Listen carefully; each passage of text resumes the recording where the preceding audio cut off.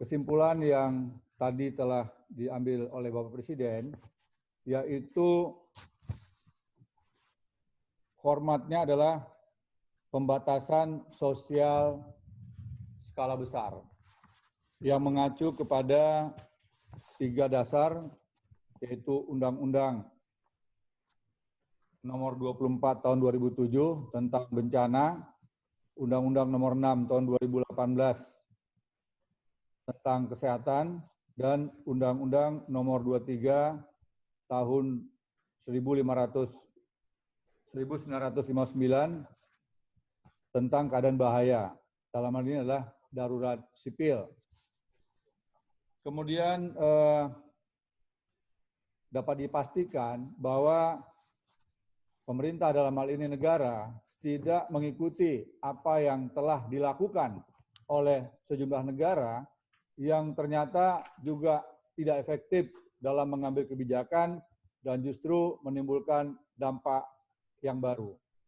Dalam konsep penanganan bencana, maka penyelesaian bencana tidak dibenarkan menimbulkan masalah baru atau bencana baru. Oleh karenanya, keseimbangan ini akan senantiasa menjadi perhitungan dan tentunya juga dengan melibatkan sejumlah pakar di bidang hukum.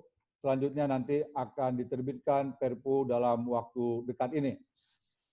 Kemudian yang kedua, Bapak Presiden telah memberikan instruksi lebih tajam tentang segera melakukan realokasi dan refocusing APBD dan juga APBN untuk prioritas kepada masyarakat yang terdampak dari bencana COVID-19 ini. Kemudian yang ketiga, menyangkut keterbatasan fasilitas yang ada, terutama untuk alat mengetes kesehatan yang untuk mendeteksi orang-orang yang positif atau negatif, maka Bapak Presiden telah memberikan arahan, dibenarkan oleh swasta untuk menyelenggarakan tes PCR di bawah koordinasi Kementerian BUMN. Sehingga nanti Bapak Menteri BUMN akan mengatur lebih lanjut swasta mana saja yang diberikan kesempatan untuk terlibat dan berpartisipasi dalam tes PCR ini.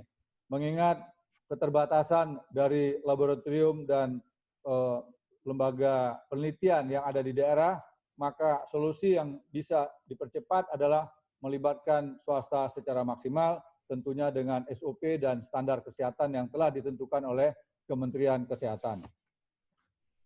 Kemudian selanjutnya menyangkut masalah mudik atau tidak mudik, tadi sudah dibahas secara detail melibatkan para gubernur. Jadi mohon bersabar dulu, untuk keputusan ini akan dikeluarkan besok sore. Siapa yang boleh mudik, siapa yang kira-kira dianjurkan tidak mudik, dengan beberapa ketentuan yang nantinya akan dikeluarkan oleh pemerintah.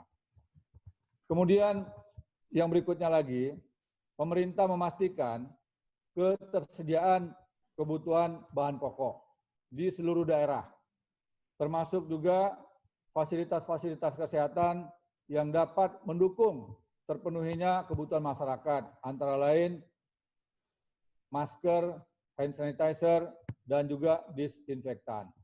Menyangkut APD, APD ini menjadi masalah global, bukan hanya Indonesia. Tetapi Bapak Menteri Perindustrian telah melapor kepada Bapak Presiden, terdapat 28 industri tekstil yang kelak di kemudian hari mampu memproduksi APD, walaupun sebagian besar bahan bakunya berasal dari impor. Kemudian untuk pemerintah akan memprioritaskan kebutuhan domestik. Gugus tugas telah menyalurkan sekitar 165.000 unit APD ke seluruh Indonesia, terutama di kota Jakarta. Kemudian juga hari ini mudah-mudahan kalau tidak ada hambatan akan tiba 100.000 unit lagi APD dari industri tekstil yang sama. Jadi saya katakan berulang kali bahwa APD ini adalah APD produksi dalam negeri yang memang harusnya diekspor karena bahan bakunya berasal dari luar negeri. Tetapi berdasarkan hasil koordinasi dengan para menteri, terutama Menteri Luar Negeri dan juga sejumlah menteri lainnya, ada kesepakatan bahwa kita juga mendapatkan hak dan prioritas untuk memenuhi kebutuhan domestik.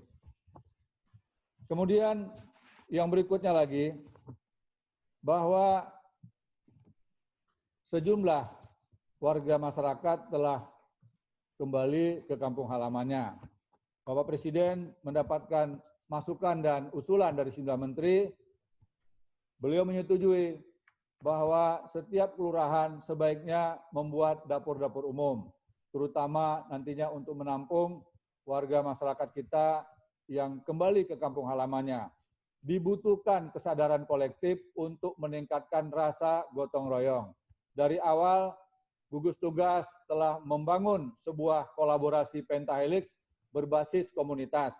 Oleh karenanya diharapkan semua unsur-unsur, baik pusat dan daerah, bersatu padu untuk bisa menyelenggarakan berbagai upaya, mulai dari upaya pencegahan, yang mana masyarakat yang masih sehat harus tetap kita jaga selalu sehat, yang kurang sehat harus menjadi sehat, dan yang sakit diobati bisa sembuh. Nah, ini diperlukan sebuah kesadaran kepada masyarakat, kepada keluarga-keluarga, untuk ikut memperhatikan anggota keluarganya. Pemerintah telah memutuskan social distancing dan physical distancing. Harus bisa diterjemahkan dengan bahasa daerah, melibatkan tokoh-tokoh yang ada di tingkat desa sampai ke RT RW dengan bahasa yang mudah dipahami oleh masyarakat. Tentunya tentang apa itu ancaman virus ini. Mulai dari bagaimana cara virus ini menular dan apa langkah-langkah yang kita lakukan agar masyarakat tidak dengan mudah terpapar. Yang pertama tentunya harus disadari bahwa 90% seseorang terpapar virus ini melalui tangan yang menyentuh bagian tertentu pada beberapa tempat, baik di tempat-tempat umum, fasilitas publik, dan sebagainya. Kemudian tangan tersebut menyentuh mata, hidung, dan mulut. Yang inilah yang menjadi faktor penyebab terbesar seseorang terpapar atau bahkan terinfeksi. Oleh karenanya, himbauan untuk selalu cuci tangan, bukan hanya sekedar cuci tangan, tetapi juga tangan kita harus betul-betul bisa dikontrol. Kebiasaan kita untuk selalu menyentuh mata, selalu menyentuh hidung, dan juga selalu menyentuh mulut harus bisa kita hentikan sebelum kita mencuci tangan sampai bersih dengan sabun menggunakan air yang mengalir. Demikian juga dampak dari seseorang yang sudah positif terpapar virus melalui batuk dan juga bersin yang berbahaya kepada lingkungan sekitarnya. Oleh karenanya menjaga jarak adalah hal yang sangat prinsipal dalam melakukan physical distancing ini. Dan ini hendaknya dilakukan bukan hanya di ruang publik, tetapi juga di seluruh rumah, di setiap keluarga. Di antara anggota keluarganya mungkin ada yang baru pulang dari luar, bisa jadi mungkin bagian tertentu dari badannya telah menyentuh droplet atau mungkin barang-barang yang dapat sudah terpapar oleh virus ini. Sehingga mengingatkan satu sama lain adalah hal yang paling penting saat ini. Jangan biarkan ada saudara kita yang lalai dan abai. Kemudian yang berikutnya lagi adalah bagaimana kita bisa melindungi saudara-saudara kita yang termasuk kelompok paling rentan. Yang pertama adalah mereka yang berusia lanjut. Hal ini harus menjadi prioritas karena sebagian besar yang terpapar bahkan mengakibatkan meninggal dunia adalah keluarga kita yang berusia lanjut. Oleh karenanya, kalau kita sayang dengan beliau-beliau ini, jangan disentuh dulu. Lakukan upaya pemisahan, baik di dalam rumah maupun mungkin memisahkan pada rumah-rumah yang memang sudah disiapkan untuk isolasi agar kelompok yang rentan ini, terutama yang usia lanjut, bisa kita selamatkan. Demikian juga saudara-saudara kita yang memiliki penyakit penyerta, seperti halnya asma, hepatitis, darah tinggi, ginjal, jantung. Nah, mereka-mereka yang secara sadar atau mungkin tidak begitu mengetahui apa yang menjadi penyakit dirinya, hendaknya bisa memastikan, mengetahui bahwa yang bersangkutan adalah bagian dari kelompok yang rentan tersebut, sehingga bisa mendapatkan perlindungan atau mungkin bisa dipisahkan dari keluarga yang lain. Termasuk juga saudara-saudara kita yang secara imunitas mungkin gizinya kurang, sehingga ini juga menjadi faktor yang cukup berpengaruh. Oleh karenanya sekali lagi, diharapkan seluruh masyarakat harus bersatu padu, harus kompak, harus bisa bergotong royong, saling memberikan dukungannya kepada satu sama lainnya, sehingga segala hal yang dapat mengurangi upaya terjadinya masyarakat kita yang terpapar bisa kita optimalkan. Selanjutnya, rekan-rekan wartawan sekalian, menyangkut rencana kepulangan sejumlah WNI kita. Tadi Bapak Presiden telah menugaskan beberapa Menko dan juga para gubernur yang terkait untuk mempersiapkan diri secara maksimal. Nah, di sini kita lihat bahwa ketersediaan fasilitas kesehatan yang ada di daerah juga sangat terbatas.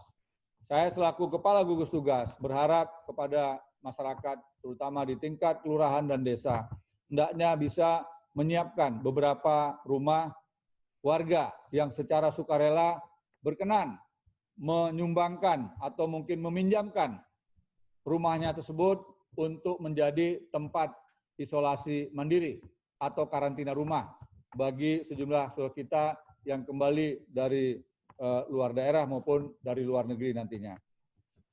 Kemudian juga ide-ide untuk membangun dapur-dapur umum tadi tentunya juga bisa memberikan bantuan kepada masyarakat yang secara ekonomi kembali ke kampung halaman yang mungkin juga telah kehilangan lapangan kerja.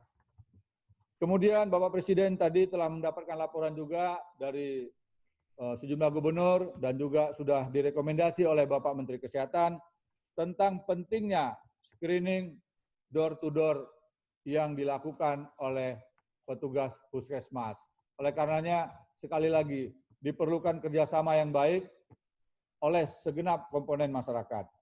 Kemudian saya juga melapor kepada Bapak Presiden tentang terbitnya surat edaran dari Menteri Dalam Negeri, yang mana Menteri Dalam Negeri meminta kepada para gubernur, termasuk bupati dan wali kota, untuk menjadi kepala atau ketua gugus tugas di daerah, di mana komponen-komponen yang masuk dalam struktur organisasi gugus tugas adalah semua instrumen pusat yang ada di daerah, termasuk juga tokoh-tokoh yang ada di daerah. Para ulama, budayawan, tokoh pemuda hendaknya dilibatkan agar setiap kebijakan yang dikeluarkan tidak keluar dari kebijakan politik negara, tidak bertentangan dengan kebijakan pemerintah pusat, dan juga tidak mengganggu daerah lain. Sehingga dengan demikian, upaya-upaya untuk pencegahan bisa betul-betul dimaksimalkan. Bapak Presiden mengatakan, silakan melakukan kebijakan di tingkat lokal, di tingkat kabupaten kota, sampai dengan tingkat kecamatan. Nah, lebih dari kecamatan tentunya harus dikonsultasikan kepada pemerintah pusat, sehingga tidak ada pejabat di daerah yang dibenarkan mengambil langkah sendiri tanpa berkonsultasi kepada pihak-pihak yang berkompeten.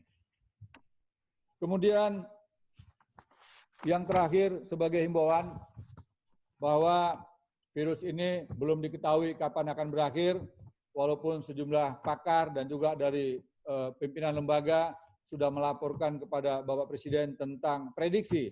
Namun tentunya kita harus memiliki ketahanan, daya tahan di bidang kesehatan, daya tahan di bidang ekonomi, dan yang paling penting adalah daya tahan di bidang moralitas dan moral bangsa. Oleh karenanya, persatuan dan kesatuan menjadi modal utama kita. Karena dengan kita bersatu, maka segala kesulitan bisa kita atasi. Dan juga dalam kesempatan ini, kembali saya mengajak kepada seluruh tokoh-tokoh, baik tokoh di pusat maupun di daerah, termasuk juga para pimpinan partai politik, untuk bisa mendukung kebijakan politik negara. Saya mengibaratkan sekarang ini, kita sekarang berada pada satu rangkaian kereta api. Lokomotif terdepannya adalah kepala negara kita, yaitu Pak Jokowi. Kemudian kita berada di gerbong-gerbong yang berbeda.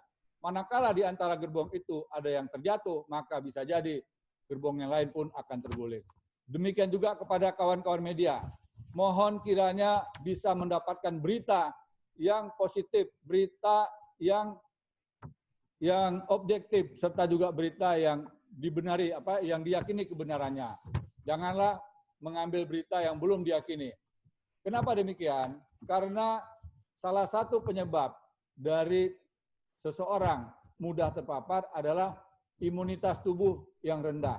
Imunitas tubuh yang rendah ini diakibatkan karena panik, karena stres.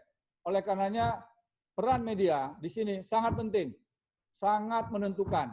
Berita positif harus senantiasa menjadi upaya kita bersama.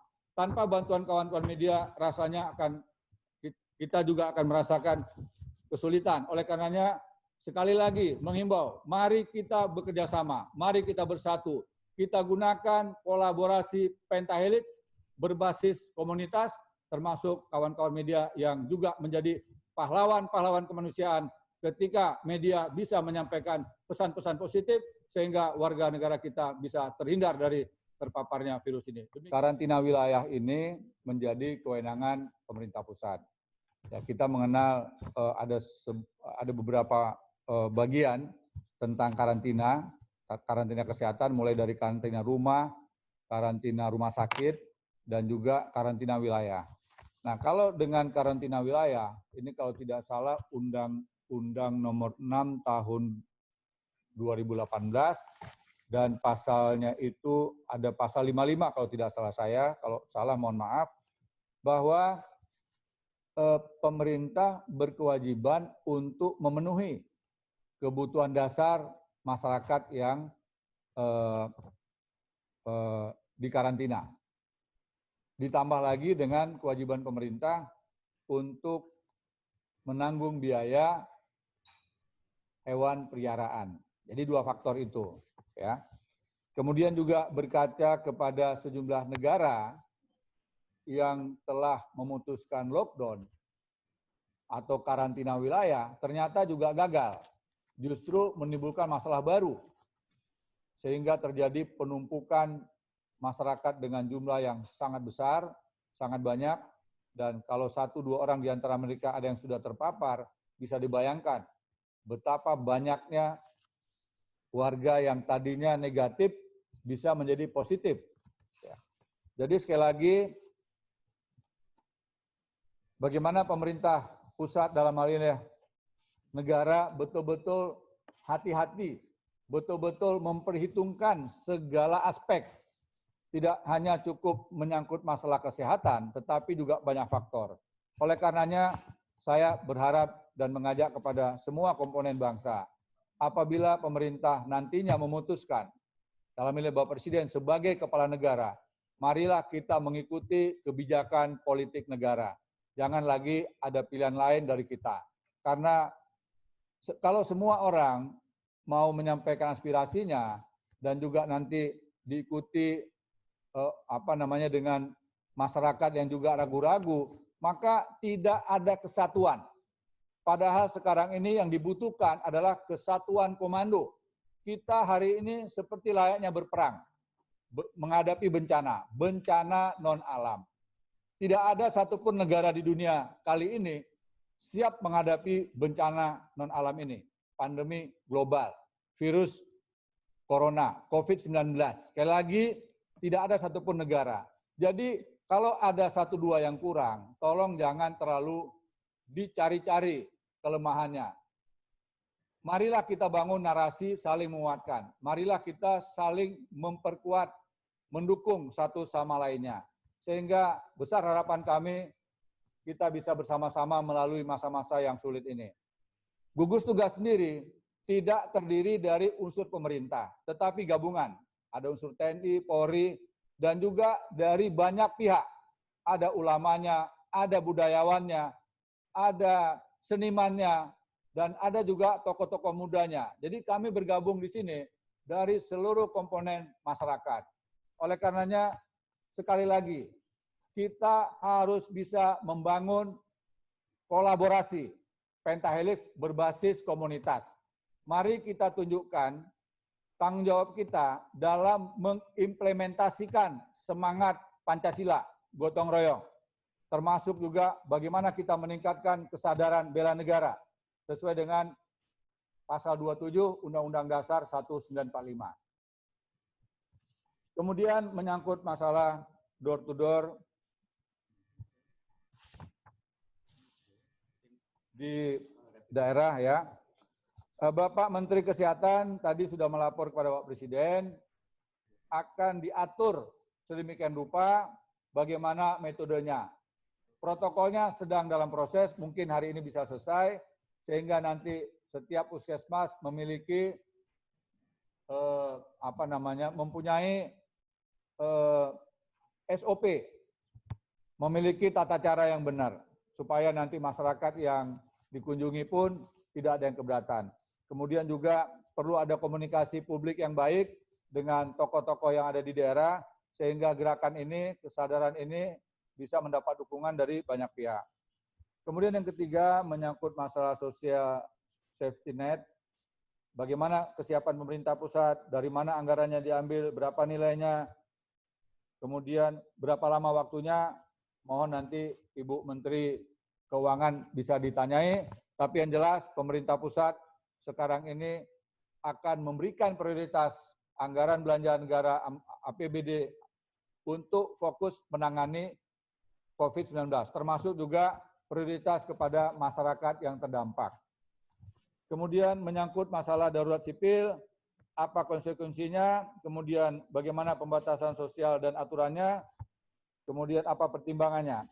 Jadi sudah dilakukan social distancing, kemudian dilanjutkan dengan atau terjemahan dari physical distancing tadi. Ya. Nah, aturan ini sedang dibahas, kemudian tentu pakar-pakar di bidang hukum akan berada pada garis terdepan untuk bisa menyusun sebuah konsep yang kiranya kita bisa mengurangi risiko yang besar dan kita juga bisa meningkatkan kesadaran kolektif masyarakat. Penegakan hukum bukanlah hal yang terbaik, tetapi apabila harus dilakukan, tentu memenuhi beberapa faktor. Sekali lagi, dalam menghadapi hal ini, bagaimana kesadaran kolektif? Yang diperlukan sekarang adalah disiplin. Disiplin dan disiplin.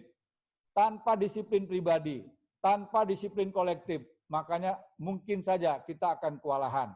Sekali lagi, peningkatan disiplin ini penting. Nah, mungkin bisa diimbangi dengan penegakan hukum bagi mereka yang tidak disiplin. Kemudian, masalah mudik sudah tadi terjawab, ya besok sore akan diputuskan, tetapi yang jelas sudah banyak sosok kita dari kota-kota besar di Jakarta dan beberapa kota besar lainnya yang kembali ke kampung halaman. Pengalaman yang sudah dilakukan oleh Jawa Tengah dan Jogja, mereka tidak mungkin menolak saudaranya yang kembali ke kampung halaman. Tetapi dihimbau untuk bersedia melakukan karantina secara personal, karantina rumah, selama 14 hari tidak keluar rumah. Dan ini kan bagus, ya kalau setiap warga masyarakat yang pulang ke kampung halaman, dari kota besar, mungkin dari tempat yang relatif sudah menjadi epicentrum, secara sukarela berdiam diri di rumah, kemudian juga membatasi diri untuk tidak berhubungan langsung secara fisik dengan saudaranya, menghindari salaman, menghindari peluk-pelukan, menghindari apa saja yang secara fisik berdekatan, ini akan sangat membantu. Sekali lagi, apabila kita bisa melindungi diri kita, insya Allah kita juga bisa melindungi warga-warga yang lain. Mari kita bersatu, mari kita tingkatkan kesadaran kita bahwa virus ini bukan lagi ancaman yang ringan. Virus ini telah mengakibatkan saudara kita yang meninggal dunia mencapai 114 orang dan lebih dari 650 terpapar positif. Oleh karenanya dibutuhkan sekali lagi pengetahuan yang cukup untuk bisa menghindari agar kita tidak tertular dari virus corona ini. Demikian, terima kasih.